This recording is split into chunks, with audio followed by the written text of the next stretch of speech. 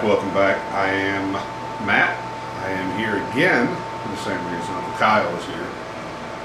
Slightly different gear setup, actually just about 100% different as well.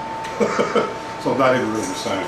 I do have the same sight on this bow, which is a Matthews VXR 31.5.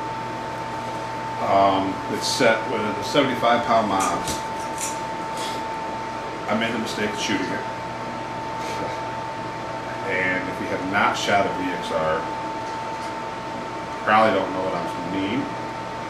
If you have shot one, I'm telling you right now, you probably either walked out the door with it and you got punched in the face by your wife, or you called her and asked her if you could buy it first, and she probably said yeah.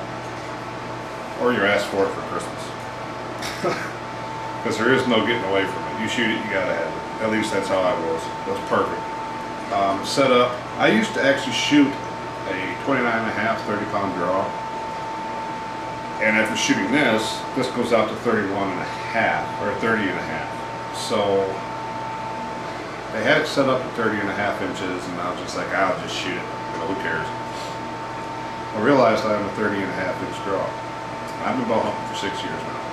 So you always learn something new. You stop learning something, you probably should stop this work, because there's no point to keep going.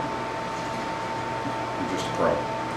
So anyways, that's that with the bow. I do have the Trophy Ridge React 1 Alpha sight on here right now. That was on the Hoyt. The only reason I have that on here is because the initial setup I had on this was a black gold sight. Black gold. Ascent Verdict. And I love the sight. It's amazing. The only thing I don't like about it is I'm getting old. My eyes don't work as good. And I didn't realize it until I got it out in the tree stand later at night. I had to make a 37-yard shot, and I realized that my 40-yard pin was a 10 thou fiber. Super hard for me to see. I just, at that distance, with everything looking so funky, I can't see it correctly. So rather than keep using it and make marginal shots, I decided to switch back over to the Trophy Ridge sight for now, until I can swap that pin out for a 19 thousandths pin. As far as a release, still using the same thing, using the B3 claw, just like Uncle Kyle. For now, I have the stock Matthews strings on here, the Zebras. I will be switching these to Rogue, probably after this hunting season. I have ES Rogue on the RX1 Turbo. I think there's gas strings on the Hyperforce. Probably, if I end up keeping the Hyperforce, I'll probably switch those to Rogue as well. I just like them. There's been hardly any peak twist to it whatsoever. There is minimal, but not as much as what you normally think. I'll run the Vapor Trail Limb Driver, just like Uncle Kyle, the Gen 7.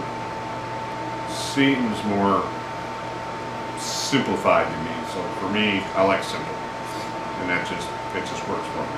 It's also why I always go with a direct mount versus dovetail. I do have a dovetail sight. It's just don't like the idea of something possibly coming loose. You know, on a sight dropping or making a vibrating noise or whatever. So, that's that. I'm going to set this right over yonder. Yonder meaning to my left. And I will bust out. I'm shooting, arrows are the same. The Easton Hexes 260 spine. Except the one thing I did change is I do have a ladybug now. So that helps add a little bit of FOC. Still running the South Nile wraps with the Blazer vanes. After this season, I am going to, and I'm pretty sure Kyle probably will too, switching over to either the X vanes or the X3s. Probably the X vanes. They're not as stiff. So we'll probably be switching over to those vanes. I like them. They're a little bit lower profile, but you do gain length, so you still have the same surface area to help guide your arrow.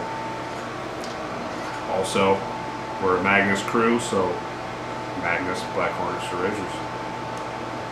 That's that. That is my setup, aside from the fact that I am running the same exact quiver, Trophy Ridge Light 1, 5 arrow. I hardly ever have 5 arrows in here. I don't know why I always buy 5 arrow quivers. I usually only have 3 or 4, but yeah, that's that. I'm out. Y'all have a good day, and maybe you'll get to see us shooting.